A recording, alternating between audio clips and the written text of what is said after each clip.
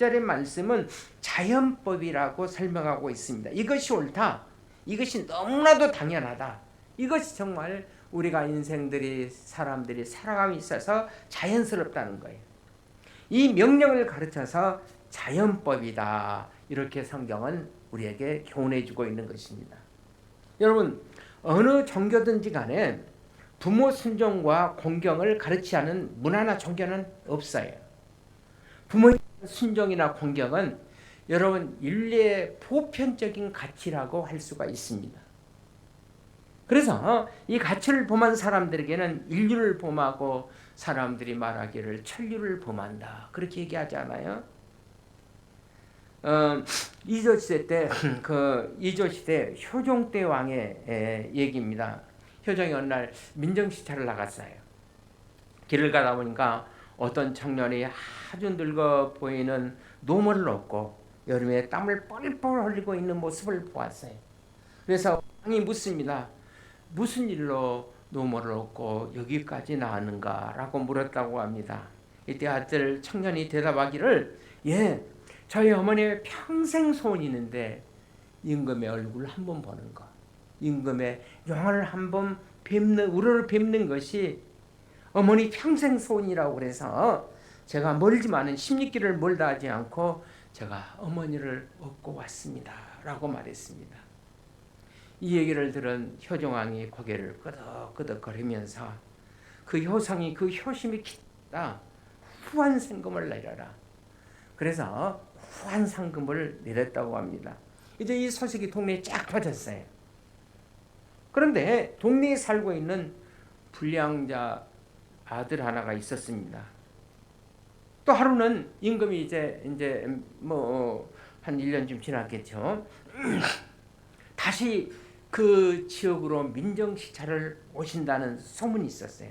그래서 그 소문을 듣자 이 불량자 아들이 싫다는 어머니를 냈다 들쳐왔고 왕이 행차하시는 길목에서 기다리고 있었습니다. 임금이 길을 가다가 어머니를 들쫓고 있는 이 청년을 보고 임금이 똑같이 질문했어요. 자, 이 불량 청년은 지난번 효자가 얘기했던 똑같이 이렇게 대답했다고 합니다. 임금님, 저희 어머님이 하도 임금의 얼굴을 뵙고 싶다고 해서 저도 16길을 멀다 하지 않고 지금 어머니를 얻고 여기 와서 기다리고 있습니다라고 얘기했어요. 그러자 거기에 모여있던 사람들, 동네 사람 조금 웅성거리기 시작했더니 어떤 나이가 좀 지감이 툭 튀어나와서 임금님 통초가 없어서 저는 우리 동네에서 모든 사람이 다 아는 부여자입니다. 지난번에 상금 받았다는 그 얘기 듣고 싫다는 어머니를 그냥 다짜고짜로 들쳐업고 나와서 지금 거짓말하고 있는 겁니다. 여러분, 이 청년은 꼼짝없이 지금 어디에 가게 됐어요? 감옥에 가게 됐어요. 이 얘기를 들은 효종왕이 빙그레 웃더니 역사에 기록될 만한 유명한 말을 남겼어요. 그래, 그런가? 효도는 흉내라도 내는 것이 얼마나 아름다운 일이냐. 우리 한번 따라합시다. 효도는 흉내라도 내는 것이 아름다운 일이다. 그래서 이 아들에게 상금을 내릴지어다. 박수도 없네요. 얼마나 명언입니까? 그렇습니다. 저는 효도는 흉내라도 내는 정말 아름다운 사람들이 많아지는 그런 사회가 되었으면 좋겠어요. 여러분, 이런 자연스러움이 회복되고 양심이 회복되는 그런 사회, 그것이 바로 아름다운 질서에 세워진 축복된 여러분 공동체의 모습이 아니겠습니까? 이것은 자연의 순리, 내추럴로 자연법이에요. 그러나 성경은 동시에 이 법이 또 하나님의 법이다. 내 부모를 공경하고 순종하고 공경하는 것이 하나님의 법이라고 가르칩니다. 자, 6장 2절을 한번 같이 보실까요? 시작. 내 아버지와 어머니를 공경하라. 이것이 약속 있는 첫 계명이니 이거 잘 읽어야 돼. 내 아버지를 공경하라 이 말이 아니야. 공경하라는 얘기야. 공경하라. 잘 읽어야 돼. 이것이 약속 있는 첫 계명이니. 자, 이 말씀은 여러분 10계명 중 몇 번째 있는 말씀이에요. 어머니를 부모를 공경하라 5번째 계명이에요. 그런데 왜 오늘 본문에서 이것이 약속 있는 첫 계명이라고 그렇게 말씀했을까요? 자, 모세가 시내산에서 하나님의 그 십계명 10가지 계명을 받을 때 두 돌판에 새겨진 기록된 말씀을 받습니다. 첫 번째 돌판에 새겨진 말씀은 1계명에서부터 4계명까지. 이것은 인간이 어떻게 하나님을 섬길 것인가에 대한 말씀이에요. 그리고 다섯 번째 계명에서부터 10번째 계명, 다섯 번째 첫 번째가 뭐예요? 내 부모를 공경하라.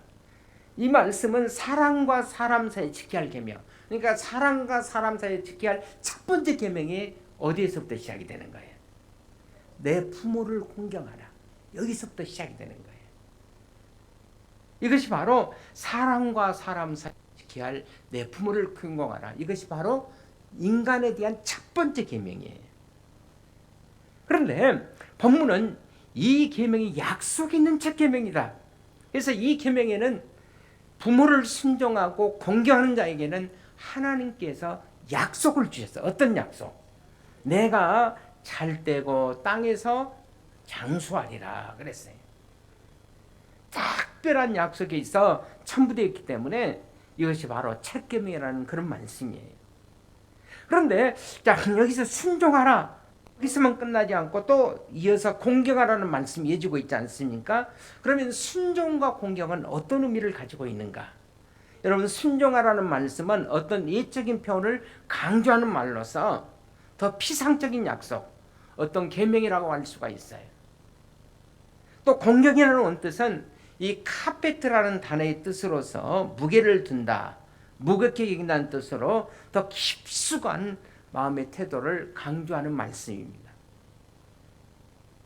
그런데 여러분, 우리가 순종을 잘 생각해 보시면 그리스도인이라도 자녀가 부모에게 순종할 수 없는 계명도 있어요. 예를 들어서 물론 그럴 리가 없지만은 부모가 자녀에게 거짓말을 요구한다 할지 아니면 거짓된 증언을 요청했다고 하십시다. 내가 진짜 하나님을 믿는 그리스도인이라면 거짓 증언을 할 수가 없지 않겠습니까? 그래서 이 순종이라는 단어 앞에 반드시 어떤 단어가 하나 붙어 있어요. 어떤 단어입니까? 주 안에서 순종하라. 한 몇 년 됐는데 그 주일학교 학생이 저에게 찾아서 목사님, 그때도 5월달 어린이주일 이렇게 아마 같아요. 근데 찾아서 목사님, 다음 주에는 저 교회 못 나와요. 그러니까 어린이날이고 그래서 주일날 가족이 야외 가게 돼 있대요. 에더벌린 같은데 이렇게 가도록 돼 있는데 그래서 못 나온다고 그랬어요. 그래도 교회 나와야 된다. 왜냐하면 먼저 하나님의 법이 우선이, 하나님의 법이 우선이기 때문에 주일을 안식일을 지켜 순종하는 것이 그것이 바로 하나님의 법에 우선되는 삶이다. 제가 차근차근 설명해 줬어요. 근데 그 다음 주에 조금 시간이 지나고 나서 나왔는데 저한테 찾아서 목사님 교회 나왔어요 그러더라고. 엄마가 가지 말라 그래서 예배 마치고 바로 11시쯤에 이렇게 가는 걸로 그렇게 했대요. 그래서 제가 기도해 주었습니다. 그래서 이 순종하라는 말 앞에는 단서가 있어요. 주 안에서. 예를 들어서 부모가 자녀에게 예수 믿지 말아라 그러면 그 말씀은 순종할 수가 없지 않겠습니까? 왜냐하면 우리가 부모보다도 더 높은 하나님의 권위에 대한 순종이 더 중요하기 때문에. 예를 들어서 이렇게 생각해 보면 삼대독자 집안에서 지금이야 거의 군대 보충령인가 그렇게 간다고 그러죠. 방인가 그렇게 한다고 그러는데 옛날에는 다 군대 갔어요. 근데 너는 독자기 때문에 절대로 너는 군대 보낼 수 없다. 부모가 얘기한다. 자, 국가의 법은 군대를 가야 돼요. 아니 거기라도 끄떡끄떡 해야 되는데 이거 그래도 안 보내. 국가법은 봐요. 근데 넌 독자기 때문에 어떤 일을 할지도 모르니까 군대 보낼. 그래도 왜냐하면 가정의 법보다는 어디의 법이? 국가법이 더 우선이기 때문에. 마찬가지입니다. 우리가 순종도 마찬가지예요. 왜냐하면 우리의 부모님 법보다는 하나님의 법이 더 우리에게 우선이기 때문에, 그것이 하나님의 권위에 대한 순종이기 때문에 그렇습니다. 그래서 성경은 순종하라고 말씀하시면서 그 앞에 하나의 단서가 붙어 있어요. 주 안에서 순종하라 그랬어요. 그러나 여러분, 공경은 이것을 뛰어넘어서 모든 사람들에게 요구가 되는 가치입니다. 이 모든 사람이 정말 마음 깊은 곳으로부터 부모를 향해서 드려야 할 삶의 태도가 바로 공경이기 때문에 그래요. 이것은 부모의 말을 따르는, 부모의 마음을 기쁘게 하고 부모의 마음을 알아듣는 태도, 여러분 이것이 공경이 아니겠어요? 그래서 이런 공경은 우리가 좀 더 성숙한 사람이 아니고는 여러분 따라하기 어려운 계명입니다. 그러나 성경은 거기까지 나가는 자녀들, 자 공경할 수 있는 자녀들, 이런 자녀들에게 특별한 하나님이 이제 약속을 주셨다는 거예요. 3절에서 이는 내가 못되고 잘되고 땅에서 장수하리라, 이 약속의 축복을 준 거예요.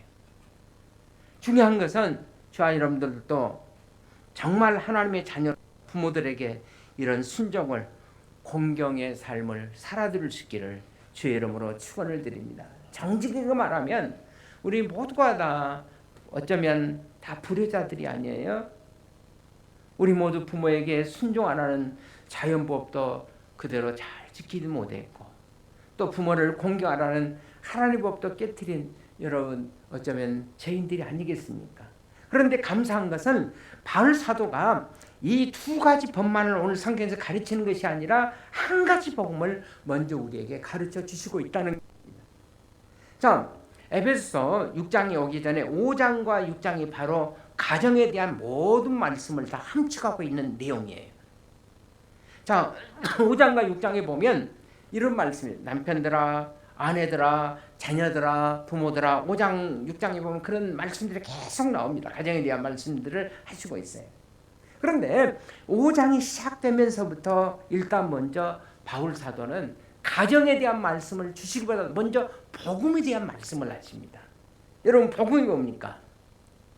에베소 2절에 있는 말씀, 그리스도가 우리를 사랑한 것 같이 너희도 서로 사랑 가운데서 행해야 한다.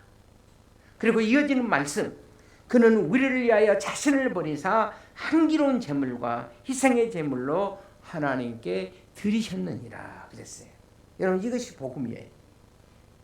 이것을 먼저 복음을 강조해 놓고 그 다음에 이제 복음 안에 있는 남편들아, 아내들아, 자녀들아, 부모들아, 이런 교훈이 이제 나오는 겁니다. 다시 말씀드리면 이 교훈의 핵심이 뭐? 바울이 하나님이 우리를 어떻게 사랑하셨는가? 여러분, 하나님이 우리에게 구원을 선물로 주기 위해서 하나밖에 없는 당신의 아들을 희생시키셨습니다. 그가 이 세상에 오셔서 우리의 죄를 짊어지고 십자가에서 대속의 제물로 돌아가신 그 사랑을 기억하셔야 합니다. 왜냐하면 이 그리스도의 사랑을 기억하는 그 자리가 은혜를 깨닫기에 바로 거기서부터 새로운 이제 삶이 시작되는 자리가 있기 때문입니다. 사실 부모라는 존재는 어쩌면 하늘 아버지의 그림자와 같은 존재라고 할 수가 있어요. 생각해 보면 우리는 하늘 아버지께 늘 불효한 존재들이 아닙니까? 그분의 말씀을 거느리고 때로는 불순종하고 불효한 죄인들입니다. 그런데 이런 죄인들을 하나님은 우리 있는 그 모습 그대로 다 받아주시고, 그럼에도 불구하고 독생자 아들 예수 그리스도를 나를 위해서 십자가에 내어주신, 그리고 희생의 제물로 주신 그 하나님 아버지의 놀라운 사랑. 그래서 다시 여러분과 저를 하나님의 자녀된 자리로 회복시켜 주신 그 하나님의 놀라운 은혜와 사랑, 이것은 우리에게 뭘 가르쳐주고 있습니까? 우리가 다 이렇게 하나님 앞에 다 불효자들이지만은, 하나님 앞에 사물과 죄를 짊어지고 용서받을 수 없는 자들이지만은, 하나님께서 그럼에도 불구하고 우리를 받아주시고 용서해 주시고 다시 그분 앞에 설 수 있는 새로운 삶을 허락해 주신, 또 새로운 가정의 삶을 펼쳐갈 수 있는 중요한 삶을 허락해 주신 그 하나님의 은혜. 여러분, 하나님의 사랑은요, 여러분 조건 없이 우리를 받아주시는 사랑, 조건 없이 우리를 용서해 주시는 사랑, 여기서부터 그리스도 은혜가 이제 시작이 되는 거예요. 제가 자주 말씀드리지만은, 여러분, 은혜는 뭡니까? 받을 자격이 없는 사람들에게 거저 베풀어 주신 하나님의 호의, 받을 자격이 거저 베풀어 주신 거예요. 수년 전에 그 존경하는 선배 목사님 한 분이 세상을 떠나셨어요. 아마 그분은 여러분도 잘 아실 겁니다. 죽음은 줄이라고 잘 알려진 안희숙 사모님의 그 남편 되시는 김동용 목사님이 이제 90세를 일기로 세상을 떠나셨습니다. 그분은 한국교회 목사님들이 다 존경하는 분이에요. 그분이 미국에서 돌아가셨기 때문에 미국에 장례를 치렀지만은 한국에 이제 오래전에 대전에서 교회를 개척하시고 또 대전 새누리교회에서 목회하셨기 때문에 그 교회에서 이제 추모 예배를 드리는데, 그 목사님 영정 사정 그 사진 아래 그분이 좋아했던 평생 목회 철학을 대표하는 두 개의 문구가 쓰여 있었다고 합니다. 하나는 나는 빚진 자다. 나는 빚진 자다. 또 하나는 용서받는 탕자의 심정, 용서받은 탕자의 마음. 여러분, 이 땅에서 평생 그분은 자신은 빚진 자의 심정으로, 그리고 탕자같이 용서받은 자의 심정으로 목회하시고 노년을 하시다가 천국에 가셨어요. 여러분, 탕자를 한번 생각해 보시길 바랍니다. 탕자에 비해서 탕자가 지금 아버지를 향해서 돌아오고 있는데, 아버지가 이 탕자였던 아들을 향해서 이놈아, 너 완벽하게 깨끗하게 정말로 얘기했어? 너 완벽하게 얘기하지 않았으면 내가 너를 받아줄 수 없어.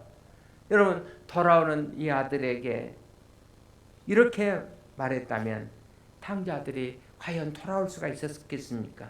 생각해 보시길 바랍니다. 탕자는 돌아올 염치도 없고 한 발 한 발 무거운 발걸음을 집을 향해서 옮기고 있을 때 아버지가 먼저 뛰어나서 끌어안고 입을 맞추고 새로운 신발을 신기고 가락지를 끼우고 송아지를 잡고, 이 자식아, 너는 죽었다가 다시 살아온 내 아들, 잃었다가 너는 다시 찾은 내 아들이야. 그 아버지의 조건 없는 사랑을 받으면서 그 아들이 무너지면서 아버지 잘못했어요. 여러분, 이게 진짜 회개가 아니겠습니까? 여러분, 부모의 사랑도 저는 마찬가지라고 생각합니다. 여러분, 부모에게 잘못한 거 반드시 회개해야죠. 자, 회개하려면 먼저 부모님이 나를 얼마나 사랑하셨는가를 한번 생각해 보십시오. 저는 자식을 향한 부모님의 조건 없는 사랑을 가장 아름답게 펼쳐낸 언어로 만든 스토리가 있다면 저 유명한 쉘 실버스타인이 쓴 아낌없이 주는 나무가 아닌가, 저는 그렇게 생각해 봅니다. 여러분과 제가 다 잘 아는 얘기예요. 동화예요. 제가 얘기를 하면서 나무 그러면 그 나무에다가 여러분들이 부모를 한번 꼭 이어서 생각해 보시길 바랍니다. 나무 하면 누구를 이라고요? 부모님을 떠올리시면서 여러분들이 한번 말씀을 들으시길 바랍니다. 얘기는 이렇게 시작합니다. 옛날에 나무 한 그루가 있었습니다. 그런데 그 나무를 사랑하는 소년이 하나 있었습니다. 그 소년 매일 나무를 찾아와 나무에서 떨어진 나뭇잎을 모아 안간을 만들어 쓰고 숲에서 왕자의 노릇을 했습니다. 나무는 이 소년을 보고 행복했습니다. 나무는 누구라고요? 부모라고 생각하고, 그런데 이 소년은 성장해 가자 그는 이런 노래로 만족하지 못하고 내가 돈이 필요하다고, 돈 좀 줄 수 없느냐고, 나무는 그러면 내 열매를 따다가 시장에 가서 팔라고. 그래서 소년은 나무 열매, 사과 열매를 따서 시장에 팔아서 돈을 만들었습니다. 나무는 열매를 잃었지만 소년에게 돈을 만들어 줄 수 있어서 나무는 너무나도 행복했습니다. 그러자 돈을 만들어 오랑을 지키던 소년은 오랜 동안 나무를 찾지 않았습니다. 하도 오래간만에 만난 너는 나를 잊었냐고 나무는 소년에게 물었습니다. 잊은 것은 아니지만은 난 그동안에 가족이 생겼다고. 나는 이제 집을 지어야하는데 집을 만드는 것은 나무가 필요한데 내가 나를 도와줄 수 있냐고. 나무는 한참 생각하다 그러면 내 가지를 베다가 굵은 가지가 작은 가지를 베어가기 시작했습니다. 나무는 가지가 없어서 아프고 쓸쓸했지만 소년이 기뻐하는 모습을 보고 그래도 나무는 너무너무 행복했습니다. 그런데 집을 만들고 얼마 동안 나무는 이 소년을 볼 수가 없었습니다. 하도 오래간만에 다시 찾아온 이 소년은 뜻밖의 말을 합니다. 그동안 잘 있었냐고 하니까 나는 이제 집이 실증이 났다고. 나는 이제 여행을 하고 싶은데 배를 만들어서 타고 싶다고. 그런데 배를 만들 돈이 없다고. 나를 도울 수 없느냐고. 그러자 나무는 한참 생각하다가 이렇게 말했습니다. 할 수 없지. 그러면 내 몸 뭉치와 가지를 잘라가. 그래서 이 소년은 그 나무에게서 그 둥치와 가지를 잘라가기 시작했습니다. 나무는 너무 아팠습니다. 너무너무 아팠지만은 그러나 소년이 행복한 것을 보면서 나무도 행복했습니다. 그리고 오랜 세월이 다시 지나갑니다. 오랜 세월이 지난 후 한 사람이 돌아오는데 소년이 늙은 소년이 되어서 돌아왔습니다. 나무도 더 늙었습니다. 늙은 나무 옆에 걸쳐앉은 늙은 소년. 늙은 소년이 이렇게 말합니다. 이제 당신은 내게 열매도 줄 수 없고 가지도 줄 수 없고 줄기도 줄 수 없으니 이제는 나와 놀아줄 수가 없지 않소. 나무는 한숨을 쉬면서 미안하다고 말합니다. 소년은 나도 이제 인생을 사는 것이 귀찮아졌어요. 나는 그만 쉬고 싶어요 라고 말합니다. 이때 나무는 다시 이렇게 말합니다. 하지만 내가 아직도 쉬기에 나는 쓸만해. 내 밑둥지가 아직도 남아있어. 거기에 걸터 앉아 쉬면 어떨까? 소년은 시키는 대로 했습니다. 그리고 나무는 다시 행복했습니다. 다 잃어버린 밑둥지에 걸쳐 앉은 모습을 보고 나무는 행복했습니다. 여러분, 이것이 바로 우리 부모님들이 여러분과 저에게 하신 일들이 아니겠어요? 자식을 위해서 다 잘라주고 도와주고 섬겨주고 이렇게 다 주고 아무것도 없는 초라한 밑둥지만 남았지만은 그래도 그냥 내게 기대라고 말씀하는 부모들. 여러분, 그것이 바로 우리 부모님들이 아니겠습니까? 그것이 우리에게 부모님을 허락하신 여러분 하나님 아버지의 사랑이 아니겠습니까?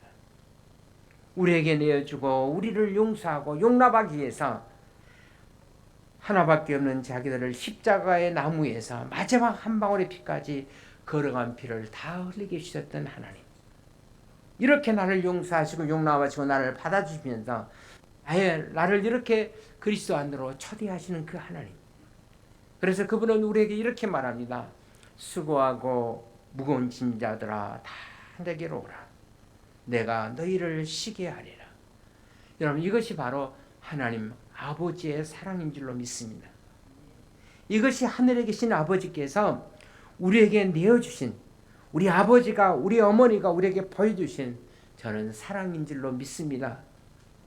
실버스타인이 준 이야기 하나를 더 여러분들에게 말씀해 드리고 오늘 설교를 마치려고 합니다. 신나게 소리 지르다는 그런 시가 있어요. 신나게 소리 지르다. 자, 신나게 소리 지르다가 높은 나무 가지에 대롱대롱 매달려 흔들리니까 너무 신나고 재밌어 마음껏 소리 질렀지. 와우 하며 한번 보십시오. 하지만 어느 날 나는 폭탄처럼 나무 아래로 떨어졌지. 와우. 신나게 치던 내 입에서 이런 소리가 나왔어. 와우 맘. 여러분, 와우를 뒤집으면 바로 뭐가 되죠? 맘이 되는 거예요. 나는 어린 시절 부모 앞에서 신나게 놀 때 내게 아우라고 함성을 들렸지만은 마음은 없었어요. 나무에 떨어졌을 때 상처 날 때 아플 때 우리는 맘 엄마라고 부르지 않아요.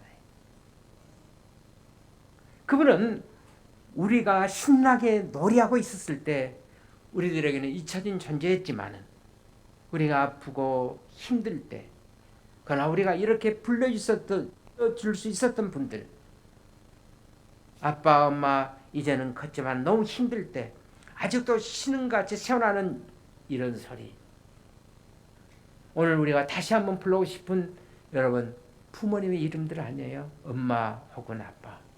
힘들어요. 엄마 아빠 그 이름을 부르고 다시 그 이름 안에서 어떻게 살아가야 할 것을 우리가 결단해야 할 시간입니다. 우리 잠깐 묵도하겠습니다. 우리 한번 여러분들의 진심으로 사랑을 담아서 엄마 아빠를 한번 불렀으면 좋겠어요. 아버지 어머니 시작. 아버지 어머니 한번 불러보세요.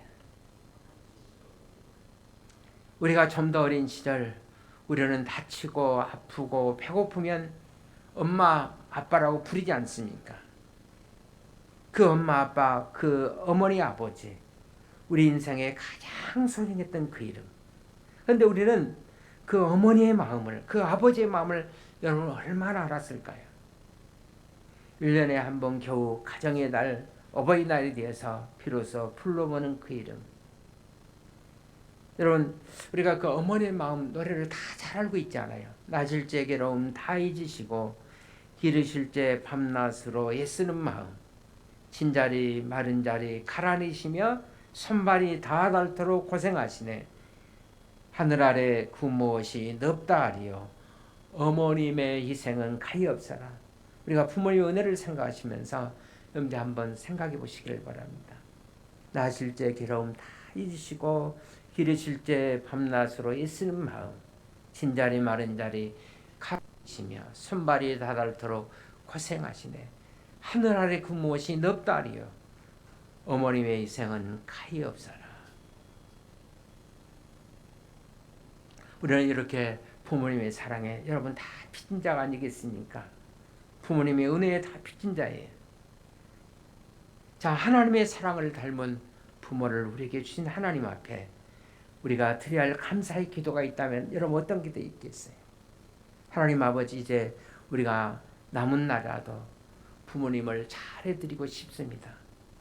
우리 부모님, 어머니, 아버지 축복해 주세요. 도와주세요. 그리고 그분들도 떳떳하게 헐나라 갈 수 있도록 그분들을 그리스도 앞으로 인도해 주세요. 이것이 바로 우리의 마지막에 효도의 기도 제목이 아니겠어요? 우리 기도하시겠습니다.